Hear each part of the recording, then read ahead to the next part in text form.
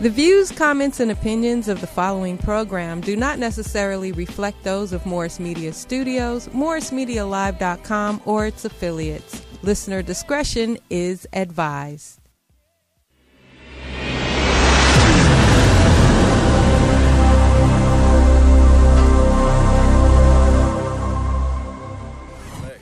Straight up. Let's go out to L.A. The new anthem. California Love Part 2. One time. To live and die in L.A. West side, west side, west side. To live and die in L.A. where everybody try to fatten their pocket. So many hustle for the cash, so it's hard to knock it. Everybody got their own thing, currency chasing. Worldwide through the hard times, worrying faces. Shed tears as we bury brothers close. Well, hello. God bless you, community family. Happy holidays, Merry Christmas, Happy Kwanzaa, Happy Hanukkah. Yes. I think that covers them all. But yes. We're here in studio again as we end out our part in this effort, in this radio podcast effort, and welcoming some guests for special reasons, because we spent a lot of work time with them, and we think they deserve to be acknowledged and shown off and talked to, because we found in this work that it's the communication that's critically important for our community. So we want to welcome our guest, Terrence Bernard Shepard. He's been here many times before. Yes. He's brought a panel of young men that were anxious to discuss this. And he's also joined us many times when we were on the radio before you could see us. So, Terrence, thank you for coming tonight. Thank you for having me. Yes, thank you. Mm-hmm. Thank you. And why don't you, well, I already gave me your name, but why don't you take a moment to tell a little bit about what you've been doing and who this precious little girl is? Well, thank you. This precious little girl is my youngest daughter, Miracle. Say hi, Miracle. Shy Miracle today. That's all right. As far as what I've been doing, I've just been kind of slow pace, but getting back involved. Well, actually, you were really involved in a very big event that just happened recently in the Vermont Square. Yes. Where Herron Price has been working with local folks there, and once again had another Christmas event where he brought snow. Right. Well, that was, I just was helping promote it for the area. Herron Price and a brother KD, that's from around over there in the area on Vermont Square Park. And the fellas over there, the brothers and sisters over there. So I was doing more promotions than anything. Unfortunately, I was unable to make it there, though I was still doing some of God's services and work at that time. Well, that's the beauty about it. You've had a past and you've come back and recovered and working on the right part of this, the right side of this table now. And so we can't diminish that because it's the most important thing that you're doing. Thank you. Whether you slow down or not, the fact is that you're working on this side of the table now, and that's the encouragement that we want to share. Right. That things have gotten better. Much better. You're qualified to speak for that area, and how things have changed. And a lot has changed. A lot of the young fellas are more interested in getting jobs and going to school. Young lady, she is going to culinary school. She wasn't here. The other Thai lease that was here, she moved out of state, but she's working and everything. So everybody's doing better to try to improve their life. Yeah, that's the beauty about this. And I actually went to Ceasefire last night, and we had a chance to discuss who we are and how we got here and what we're doing. And the most important thing that we wanted to convey is that people like you showed up. Right. People like me showed up. Right. Members of Ceasefire and Watch Gang Task Force are people that showed up. Right. And they came for the same reason, to find a way to create a peace amongst ourselves, especially for our children. Right. And that the men that have been through it don't continue the cycle and don't regress. don't step backwards. Right. That's the most important message that you have to share tonight. So, as I have said, that this is the end of my occupying this seat. And I had to make it. Yes, and you had to make it. Well, yeah. Didn't want to let you down. Okay, and look, I blackmailed you. I did. Yeah, it wasn't okay for you to just tell me you were sick today. That was just not going to do. Right. So I had to blackmail you because it's a special occasion for me. Okay. Let me change that. See, my friend has high blood pressure, and I want you to see this big old cup of caffeinated coffee. Yeah, it's not healthy. From 7-Eleven. That's trucker brew. Yeah. That's trucker brew. Right. With your high blood pressure, you got no business drinking that. Right. Okay, so I'm just going to talk about you, but open your box and see why it was important for you to come tonight. Thank you. Okay. Oh, all right. Oh, thank you very much. Gang Talk Radio Lifetime Achievement Award presented to Terrence Bernard Shepard. Thank you. God bless you. God bless you. Thank you, too. God bless you. I appreciate you all. Well, you know what? That's nice. That's to show how much we appreciate men like you that have been committed to it, that haven't been afraid to come around crazy people like me. Grieving mothers, strange corners that you may not be welcome at, and that takes a lot of courage. It takes a lot of courage. It takes a lot of commitment, Terrence. And so it's very important for me as I'm making this exit to acknowledge some special folks. You will be missed. You will be missed. Well, I wish it wasn't going to happen, but I'll be remembered. But the point is, this seat should be occupied with the next wave. Yes. And I don't have a problem with that. I've been at this too long. I've been at this longer than I thought I would. But as somebody I respect told me very early, this didn't happen overnight, and it's not going to be fixed overnight. Right. Okay, so we've been at it a long time. Right. And the beauty is that things have changed. The homicides are down. Yes. Okay, we haven't eliminated them all, but they certainly are far lower than what they were when I started. Right. Yeah, so I asked you to come here tonight to talk about some of these things, and you had a friend that was supposed to join us. Yes. He had ran into some difficulties, but he's all right. But he apologized that he couldn't make it. Well, it's not the apology, it's the difficulties that kept him from this, and I was sorry to hear the reason that he wasn't able to make it, because we do realize that some folks are not awake. Right. They're not awake. They're still living in darkness. And our job is to try to wake them up.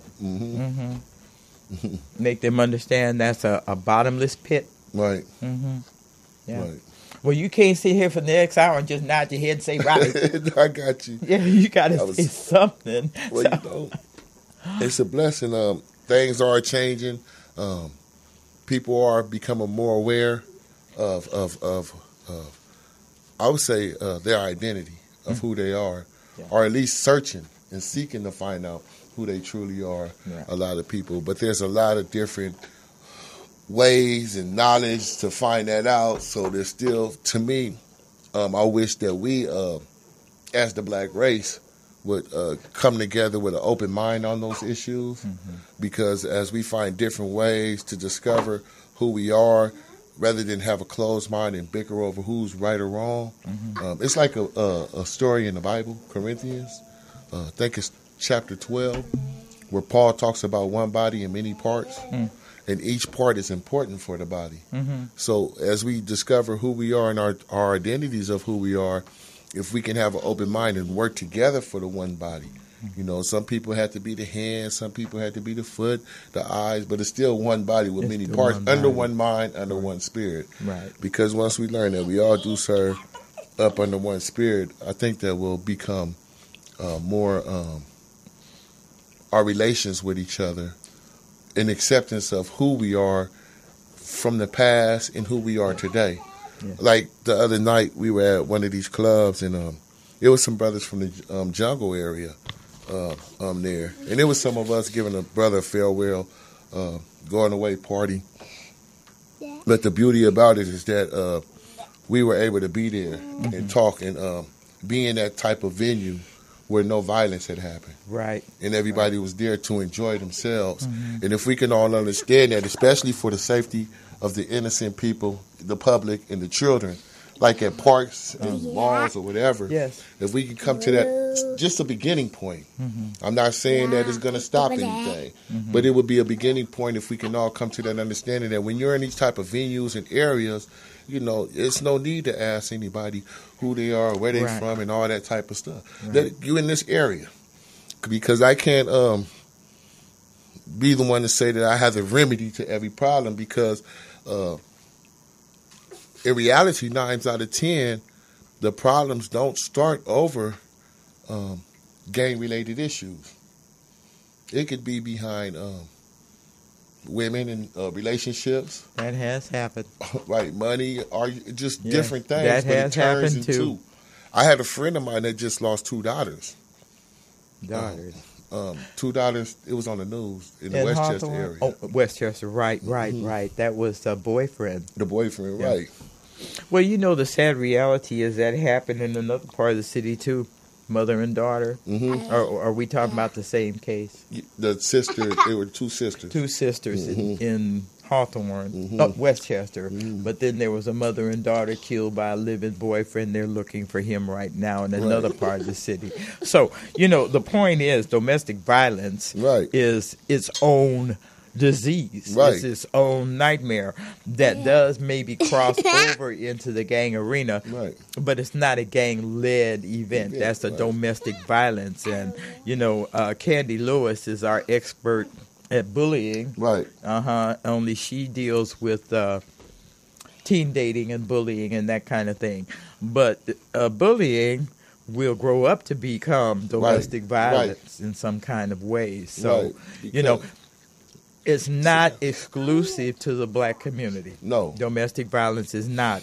And so as they gave the statistics, the homicide statistics last night, for the city county-wide, the numbers are higher than I like, okay? And I don't mean that I like, but they're higher than I expected. The problem with those statistics is that they include the county, they include death by robbery, death by domestic violence, and then you throw the gang homicide in there.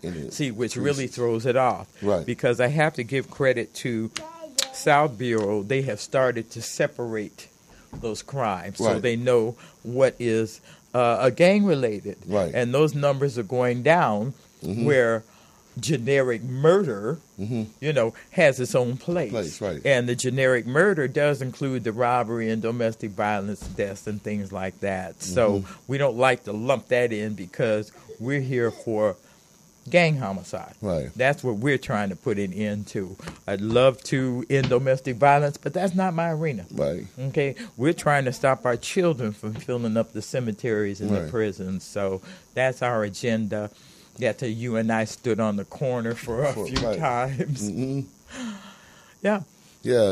Sometimes, you know, for me, I kind of believe, like, in, for instance, domestic violence with the man, to want to put his hands on a woman is based on the fear, because these days a lot of women are becoming empowered with themselves and really learning how to deal with their emotional difficulties, because women are more intuitive than men. Well, more emotional. The men are more logical thinkers. And so when that happens and a man realizes that he can't control a woman by her emotions or anything, and she's starting to be her own identity and independency, it makes the man feel more inferior. You know, we already, especially the black man, and with a feeling of inferior because we're placed at the bottom of the pole in this life. And in fairness to our men, they have to understand it's always been that way. Always. We talked about this the last time you were on the show, that the target's always been on your back. It is. unlike any other man in this country, the target has always been on the back of a black man. Right. Okay, from slavery on through to lynching, on through to Tulsa, Oklahoma, and the bombings. First time this country was ever bombed was in the race riots at Tulsa, Oklahoma, in the 20s, when they wanted to annihilate, they wanted to destroy Black Wall Street. Right. And that was a hate that even they're not honest about the death toll to the black community. They're not honest about it, and it's a cover-up, and it's a shame and disgrace against this country that a black community that was managing and had their own stores, had ownership in the town, and owned the banks, and we're handling business, and Ashley, successful, right? Okay, is competing against another urban community that was jealous of their success, right? And so in those times, it was very easy for a black man to be found guilty, even with he wasn't even in the area, right? Even if he wasn't in the area. And the sad excuse that they used in those days was, as with Emmett Till in '55, he was disrespectful to a white woman. Okay, and that's been the number one charge against the black man that led to the destruction of our families, your death, our mothers having to take your children and go figure out what we're going to do now. So, when you talk about that black man being challenged by a black woman succeeding, instead of him taking that as a challenge, he ought to see that that's the time for him to step up and be the man that we need. That we need. Okay? Don't blame her. Don't take your abuse out on her. Find a way to elevate himself. In a sense, right. And those are the kind of conversations I like to have, Terrence. And you've been a part of that dialogue and the meetings that you go to and the mentoring that you do. And, this is a part of our healing. I don't know why it seems like every time a black man rises to their success or the black culture as a whole, there's some type of method of operation that comes and destroys it. Like, I was doing the research for my class about the Lamert Park area and seeing how William H. Lamert came, and it was upper middle for the Caucasians. Then the Asians came after World War II, and then when the blacks came in the 60s and the late 60s, it was one of the United States nation's most richest area for black people. Right. And so how do we go from there to the 70s on down to where it became an area of poverty, but it's really not.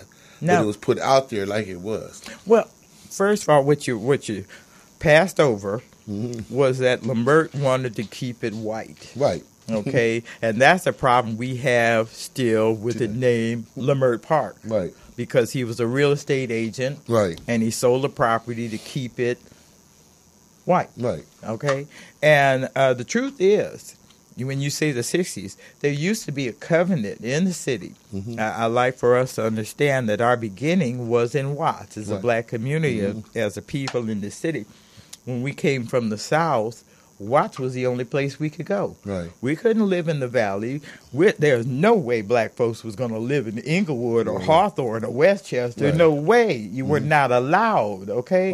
And so Central Avenue was our Sunset Boulevard because Sammy Davis and Lena Horne and, Dorothy Dandridge and people of their caliber had to stay at the Dunbar Hotel on Central Avenue because they couldn't stay in the hotels where they were performing. Okay. They were not allowed on that part of town unless they were working. And then, the rule, after dark, get out of town. Go back where you came from. Right. It applied. You see, so it's important for us as a people to understand our history so we can understand the nightmare we're overcoming right now. Right. See, because we were never like this before.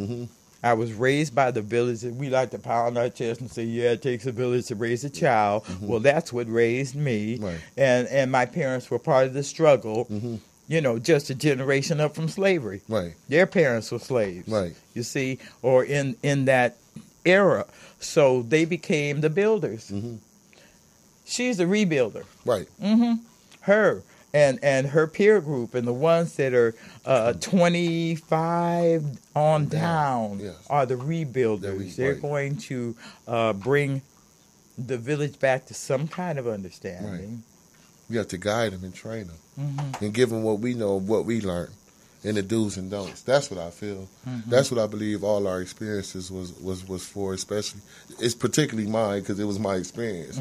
So I could take what may have appeared to be bad and mistakes and utilize it as assets and values to help the next person. I can't force anybody which way to go, but I can give them the do's and don'ts, and this is what happened to me, and this is what happened when I started applying myself this way. Well, but you know what? Generically, your story just goes over so many heads in our community, all around us. That story repeats itself, and so many of our young men that got caught up the same way you got caught up. And it was a big trick. Right. Okay, it was a big trick. And I believe that once we as a people look at the bigger picture and see how that virus hurt us and turned us against ourselves, then we'll have a better understanding of what to tell them, to make sure we don't go back on that path. Oh, we have a phone call. Okay. I'm glad you saw it because I was so busy running my mouth I didn't see the song. All right. Hello, caller. Can you hear us? Hello?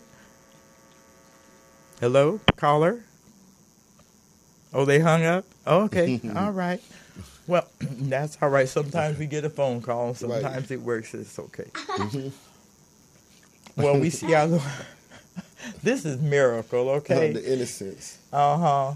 Without a care in the world right now. No, and it's okay. She shouldn't have a care in the world. And she's in her daddy's arms, and that's the best picture that our mothers could see right now. Right. See our children in the arms of their fathers, Because I hate to say it this way, but we've carried the weight for so long.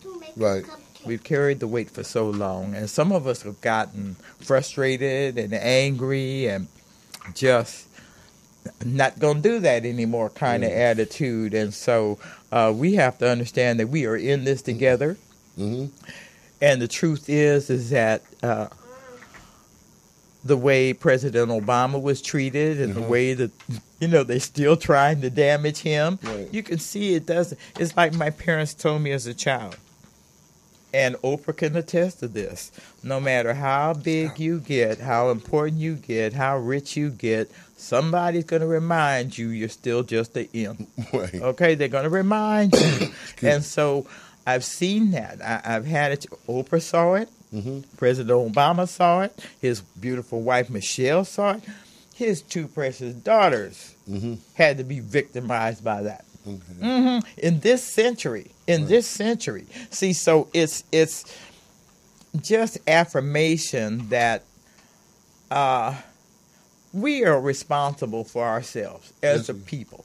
And we owe ourselves to take care of ourselves and make sure they're taken care of. Right. And that's the greatest thing that was taken from us when it pulled you out of the neighborhood. Right, because she's out of 7 of my children, to be honest, she's the first one I ever really raised. And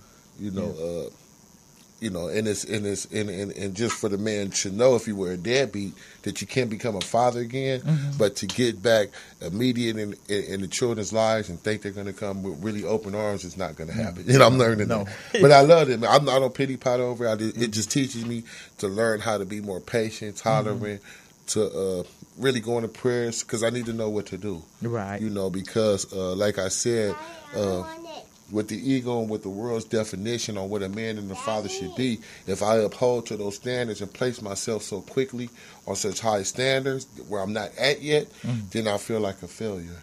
And then I want to give up. I'm just saying that could happen to discourage me, because those things kind of happened to me before in my experience. Like when I was recovering after doing the time in the penitentiary, I had 3 other children. And this was when I was off and on with my drug addiction. And so I finally got another period of sobriety. And I felt as though it was, let me try to help and get back in my kid's life so fast. Right. But I'm on GR. So I'm trying to break half of all of that with them. And I couldn't, but it's not about the money. It was really more about the time that I spent with them. Well, you know what the truth is? Teenagers are in a mindset of their own. Mm-hmm. And it really starts right here. Right. Okay? Because once they learn how to say no, everything changes. Everything changes, Miracle. Yes, right. It does, little girl. Yes, it does. Right. Yes, it does. Can you hear me talking to you? You hear me call your name? Now you see yourself on TV. Uh-huh. Right. Yeah, we was trying to get you to sit down, and you didn't want to. Now we can't get you to sit down. It's just my greatest hope, like with generations before, to not want to see these children have to go up and go through all the hardship and headaches that I've experienced, And I look at that with because a lot of things that the elders told me growing up, whether they were guys that were we call winos, but had knowledge that would tell us right and wrong on the streets, from neighbors, grandparents, family, mothers, fathers, those things stuck. Mm-hmm. Yeah. And so I understand now. You understand now. Well, it's the nature of teenagers. They don't want to listen to their parents. No. They really don't. It's like they're trying to find themselves, and the first thing they like to tell mom and dad is, "You don't understand what I'm going through. Right. You don't understand." Right. It's like I never was 15 before. Right. Nope, I never met a schoolyard bully. Right. I never got called out of my name. You don't know nothing about that. And it's like, come on. Right. So it's and especially in 2018 with all these things that are bombarding our kids with social media and Snapchat and the news. Right. They have much more pressure on them than we had. Right. Your pressure was getting along with that element that had taken over your community and living through it. Right. Living through it, as was mine. And mine was not only living through it, it was raising my children under that threat. Right. Under that threat. Right. You did a good job, though, because none of them got involved in gangs, right? What? There's nobody that skated by this. Nobody. And there was allegiance. Okay, maybe not jumped in, but loyalty. Okay, and wearing the colors of our community. Right. Which it took me a while to understand that's what I was looking at. Because, as I said, I started in '88, and I didn't really. It took me quite a while to understand what I was looking at, and my first reaction was fear. Right. That was my first reaction. Somebody's going to kill our kids. Right. Because they're going to go out and present themselves as a target. Right. Okay, and that's what they were doing. Right. And so, this was the pressure that our children had to live under. Right. Some survived and some did not. Right. You see, but it was forced on them. They didn't have a choice. If you lived in that neighborhood, you had to be loyal to it. There was the expectation that you're loyal to it. Right. You see, and so that happened from Watts to Inglewood to the 10 freeway to San Pedro. Right. So nobody really was immune. Right. But and at the same time, even though I don't agree with a lot of the, let's say, how can I say, violence or the negative behaviors within the gang culture, but if when people realize that it's not really all bad either, it wasn't designed to really be all bad. There were some people that had good intents within that gang culture, and some of the policies or principles within the gang culture were for the good and for the help the community. But to me, like you said with social media, I believe just like when the CETA program did in the 70s, when they brought out Cotton Goes to Harlem, Superfly, all these things, after the movement was designed to get the mindset to be like, I'm going to be like that. Right. Then I remember when Colors came out. Now everybody wants to be a gang member in the way Colors appears what a gang member should be. So now when you look at social media and you see people worldwide now wanting to be a part of a gang, but they only imitate what they think that the gang culture is supposed to be. Right. Because if you get somebody, and I've witnessed this on social media, I won't say particular which ones. Okay. But you get somebody talking positive about some things that can be from a gang culture. Why would that person go to such and such jail or be taken down? But you show fights and all that stuff all day long. It's like you could promote that on social media. You can promote that. But something positive or something like that, take that down. You understand what I mean? Yeah. Well, you know what? See, this is the power that we have forfeit. Right. We have forfeit. And what took it was the killings. Right. The killings, us killing ourselves. Right. We took a major step backwards. And I'm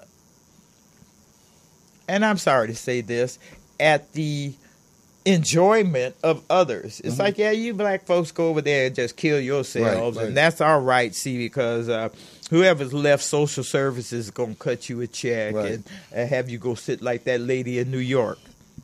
Sitting on the floor waiting for a voucher for 4 hours, and only to have them drag her and drag her baby out of her arms. Right. You see, this is a kind of injustice that we're being subjected to because they're holding that against us, and they have decided that we have no value, so we don't need to be respected. We don't need to. We don't deserve some consideration. It's okay for a mother to sit on the floor in the social service office holding her child for 4 hours. That's okay. You see, and the problem I have with it is that we have stepped backwards so much that mother has no choice but to do that. You see, and so when I say, you know, our men have to prepare themselves, they have to prepare themselves in the truth. In the truth. Yes. For what's right. Yes. Just like when I used to have a certain particular preconceived idea about the Black Panther Party before I really studied and learned what the Black Panther Party was really about and all the things that the Black Panther Party have done. But according to what I've seen on media or heard, it was almost like a negative thing until I studied and learned and seen what they were really about in the movements, the free lunches and everything that they were doing. And one thing that I noticed, they said that we have a right to bear arms. Now, right to bear arms doesn't mean that you want to bear arms and just start shooting up the town, but you have a right to bear arms to protect yourself. That's in the amendments. And we see that when they learned that, the Panthers learned that, they said, oh, this is never going to happen again. Give all them guys felonies. Because felonies can't carry guns. And then we're going to start stripping all these guns from these people. And when it comes to people shooting guns and just doing it in a shooting down the innocent, we have to look at, they're not even looking at the police department like that. No. And two, let's not jump over the fact. Where did all them dang guns come from? Exactly. Okay, all those guns and all these gang members have been shooting at each other across a fence, across the street, across the boulevard. Where did all them dang guns come from? Okay, when a black man doesn't have a Second Amendment right. Oh, no.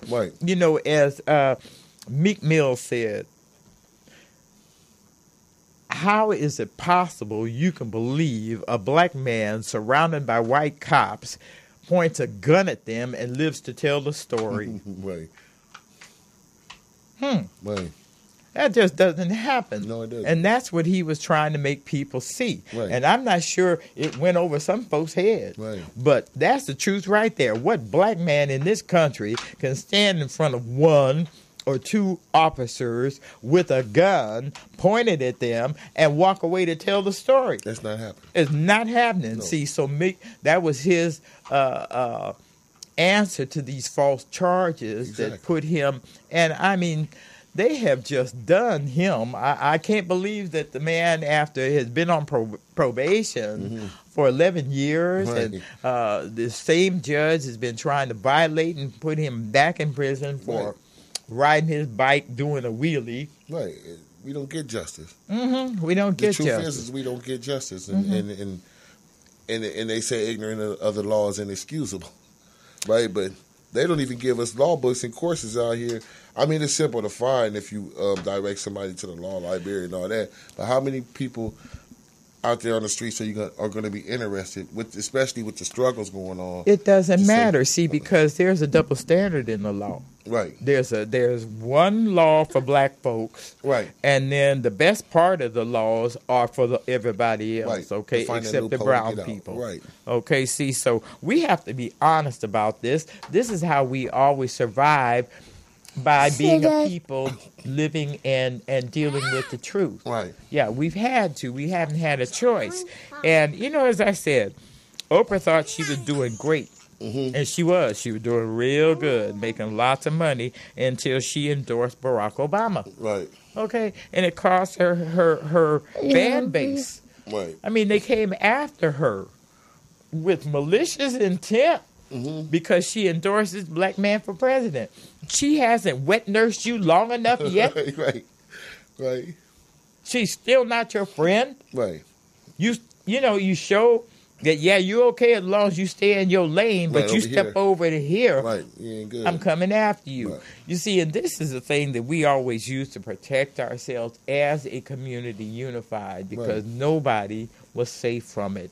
And this is a sickness that we're coming out of, this sense of self-destruction at our own hands. Right. That's what has to change. You're a leader for that, because you have to share that understanding with the next generation that they're being misused. Right. This whole thing was a misuse of us as a people, and that the spreading of that poison. Right. The spreading of that poison for money is what costs us so much. Right. Yeah. It's a three-dimensional world. Yeah. Materialistic. Well, it always has been materialistic. Right. You can ask the Native Americans. Right. I mean, because I hate to spend time talking bad about other people when there's so much that we need to do for ourselves. Right. And it doesn't make our situation better to keep pointing fingers at somebody else when we really got to get in that mirror and see what we need to do. Right. And as I have suggested over the years, if you don't want to come stand next to me and Terrence, you could at least pray for our success. Right. Yeah. Right. Find God and pray for us. Pray for our own salvation. Right. Pray for the protection of our babies. Right. Everybody's babies, but make sure you include ours too. And that's just another form of the body. Like I said, everybody has a part to play. Even if it's just praying, like you say. You want to stand next to us on the front line, say a prayer. Mm-hmm. Make some phone calls. Mm-hmm. Be an encourager in another form. Everybody doesn't have to get out on the front line in the streets, because maybe they're not made for that, but they have a part, an important piece. Right. And like you said, when a village comes together to raise a child, that means everybody has some type of role to play in this child's life that can help mold them for a better way of living. And then we'll have a better way of life in society. Mm-hmm. Well, we are in the rebuilding phase. We really are, the recovery, and I'm happy to be able to say that, really, because for years I had young people tell me, "You're never going to stop this." Mm-hmm. It's like, oh, yes, we are. We may not be able to save you, but that one standing behind you don't look like he want to go along with your program. So why don't you move out of his way and let him just come on over here with us? Right. You see, and so it's been that kind of challenge, and they found that they didn't really want it to be that way, but they were expressing their frustration. You're never going to end this. Mm-hmm. That was their frustration and fear. Mm-hmm. But did they want to see it end? Mm-hmm. Absolutely. Mm-hmm. Absolutely. Mm-hmm. Yeah. See, so we're living in that now. They want something else. Yeah, they want something different. They want something else. They're tired. Even the youngsters. They don't want to live that way. No. They don't want to. That's why it's slowing down on the numbers of those becoming recruited and getting involved. They don't want to live that way. And then, like I say, it is good that a lot of the ones that have been involved are encouraging them to do something else in life. Mm-hmm. There's more than being a sports player. There's other things in life. There are other things. Be a fireman or a doctor, a lawyer. There's a whole lot of things in this world. Be the tax man. Right. Okay, do the tax forms. Right. Okay, that's a good living at least a few times a year. And, you can do so many tax accounts, tax forms that it would take care of you for 6 months. Right. You see, but that's a trade. Because I believe that we also should implement a lot of teachings about from all the way back to ancient, all the way through our history. There were so many black great people and inventors and everything that are not known. Yes. You know, was that Lewis Lattimore with the lights? Yeah. You know, they need to know all of these people. You know, I can't remember the lady name with the hot comb. Oh, C.J. Walker. Right. Right. Madam. Right. C.J. Walker, right. Yeah. So there's a lot of things that if we were to, like you said, history is important, and they see that, that's inspiration. That's something to say, I am somebody. Yeah. Rather than what you showed me that I was supposed to be because of roots. Yeah. Right. Well, or Tarzan. I'm following Tarzan through the jungle because they look like me. You know what I mean? Tarzan. That's a. I'm gonna leave Tarzan alone because it just take me in a whole different attitude about that guy in the jungle. And it's up to us to do it, like you said. Yeah. It's up to us. If someone wants to make that and it's us doing that, then why not us support it? You know, just like I don't want to get deep into it, the football thing. Mostly all these players are black and everything, and you don't kneel. It wasn't because of the cause that everybody. This man can stand up. That's the leader of the nation of the United States, but he doesn't have to do this. But he wants somebody to kneel for another cause. But this man is kneeling for a cause, and if they say this sanction, whatever, you guys are the players that's making all the money. Without you guys, there would be no money. So thank you. Say, I don't care. Yeah, because if we don't have nothing, you're going broke. You know what? If the black players understood the power they had and weren't sold out to that dollar, they could shut that thing down. Right. They could shut it down. There wouldn't be no more football. And you know, Dallas, I can't stand to hear a Dallas friend on Facebook. I'm so sorry because I really want to go after it. I really do. It's like, don't tell me nothing about Dallas. Right. No, because that Dallas owner, no. You're a slave master in 2018, and you're terrifying your players with a check and threats. Right. Right. What makes you any different from that slave owner? Right. And the sad thing is that they're kowtowing to it. They're yielding to it. It's he's gonna mess up my money. Right. Well, if you lock arms with the player next to you and the player next to that and make that circle, he can't harm all of you. Right. And that's the foolishness of it. And then you have the leader in the White House call them an SOB. Exactly. Right. You call their mama a bitch. Right. And you're the president of this country. Right. And we say nothing. Nothing. We let it fly by. And the players is like, yeah, I guess my mama's a bitch then. Right. Really? Right. And you keep playing for this guy in Texas. Really? Right. And his son that had an open threat that anybody kneels is going to be cut. Right. You can't cut them all. No. No. If you do, your business is going down. See, and this is where I'm looking at the Black Players Association. What are you guys? Right. A joke? Right. You know, what's your purpose? Right. You're not even protecting the black players. Right. What's your purpose? Right. You see, so we've got a lot of work, and the most successful thing that was done to us was to divide our nation. Right. Divide our nation one way or another. We're divided, and something has become your God instead of God. Right. If it's money or bling or material possessions. Right. Everything but the Most High. Yeah. Right. And it's destroying us. He says it, lack of knowledge will destroy my people. Right. And so we lack the knowledge of the truth, buying a lie. Yeah. You know, so infatuated with the lies. Yeah. Because the lie seems to fill a void that can't be fixed but within. Well, you know what? Starting within and outward. But we want to take the outward stuff to try to fix what's broken. I like to look at the bigger picture. See, because how many you just mentioned it, how many of our young men have been killed by law enforcement. Right. Running away. Right. Gun or no gun. Right. Running away. Right. Shot in the back. Right. Shot down in the street. Right. You see, and so it's like they have devalued your life so much that it's easier just to kill you than to deal with you. Right. And our women can't accept that. We cannot. We cannot raise children for that foolishness. Right. We have to tell our sons something different. And, you know, as much as I know my sons love me, there's a time it's like, yeah, Mom, yeah, yeah, I know. I hear you, but, you know, can I go now? Right. You know, see, so, done that, right? Yeah, you know, in your manhood, you love Mom, right. But at some point, you know, I'm a man, Mom, you know, just, hey, let me go. Right. You know. And so that's our frustration in trying to save you, trying to protect you, trying to get you through. And when the black men agreed to be a group and commit violence against us as a people, and groups in every one of our neighborhoods, groups in every one of our neighborhoods, they turned our black men against our black men. Right.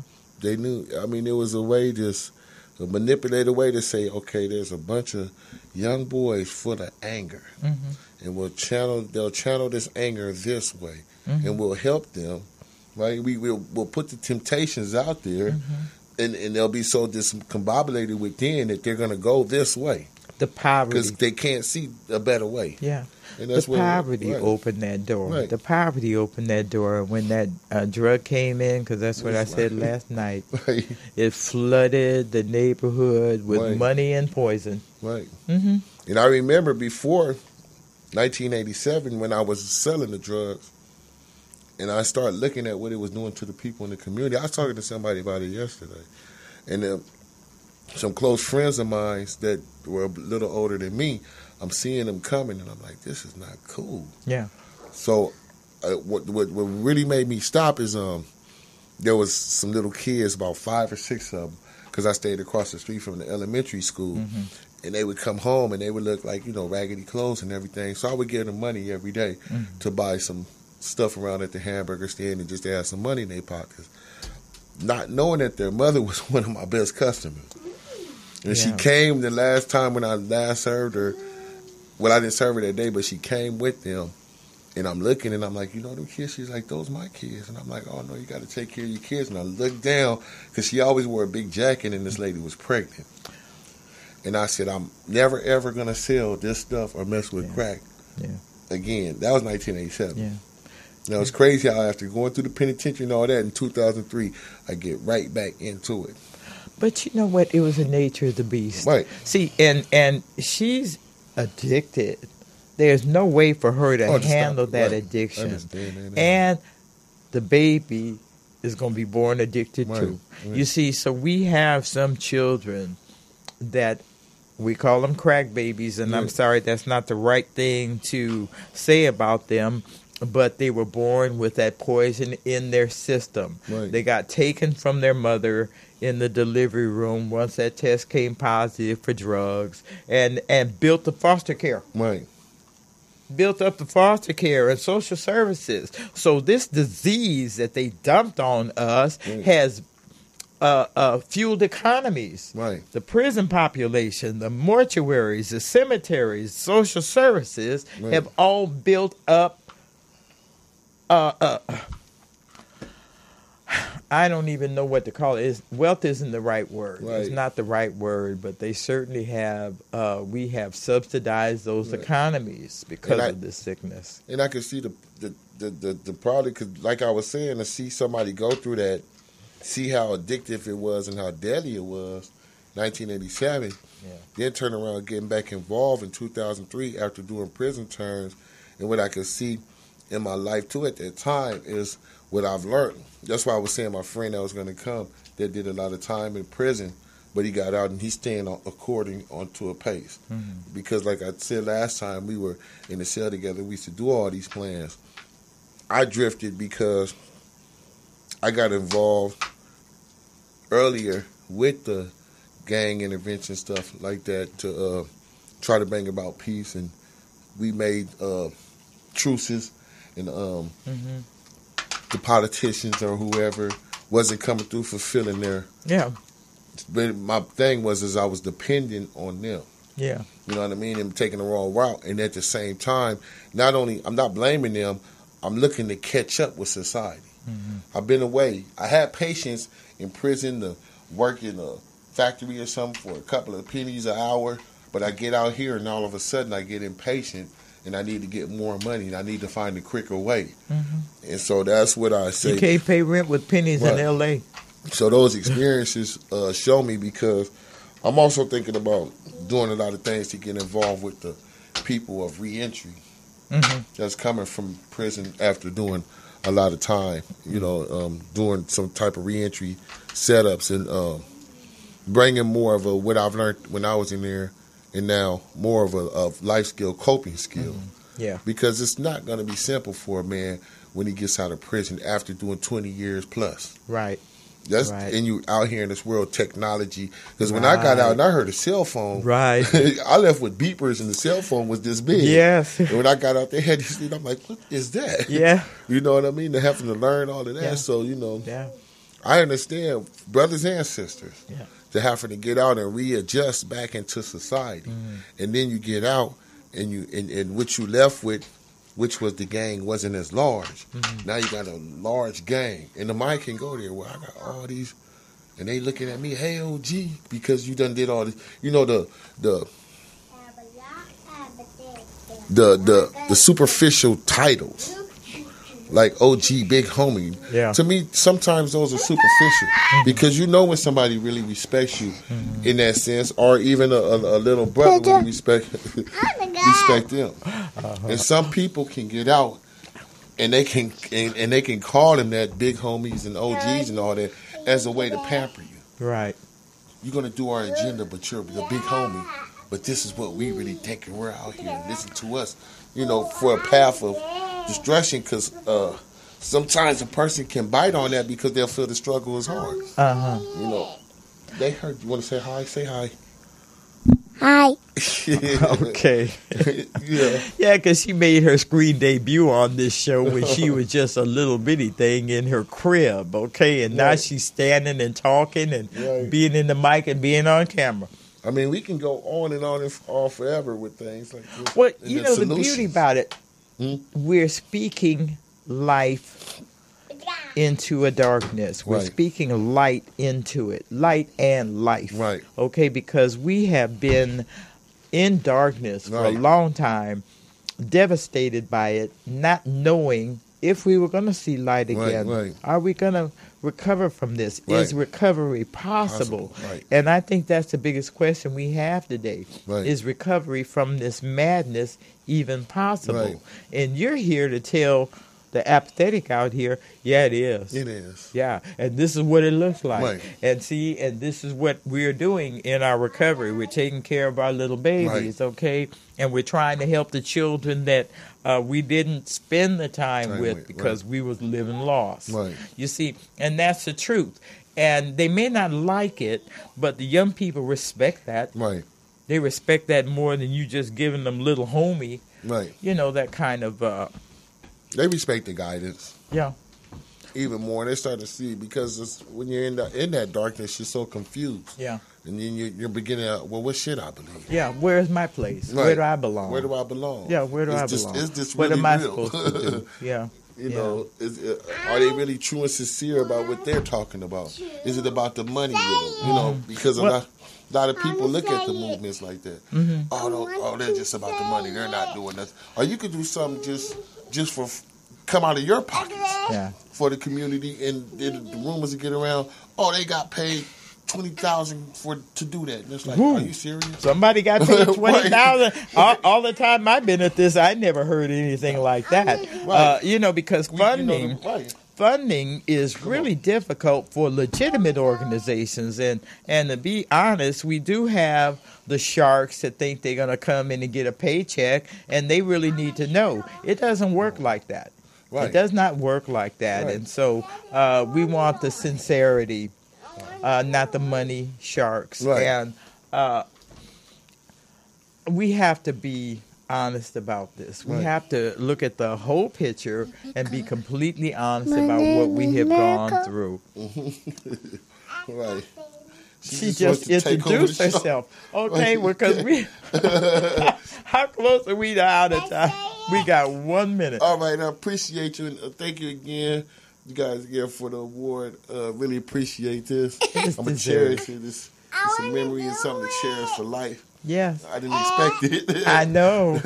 Well, that's why it's important. See, Yes. Terrence, I've been at this a long time, and I've run across a lot of people, and some have sustained their place. Yes. Others have come for the wrong reasons. Right. And I wanted to acknowledge those that I've worked with for over 10 years. Yes. This is an over 10-year acknowledgement, like 15. Right. Yeah, we've been at it a while.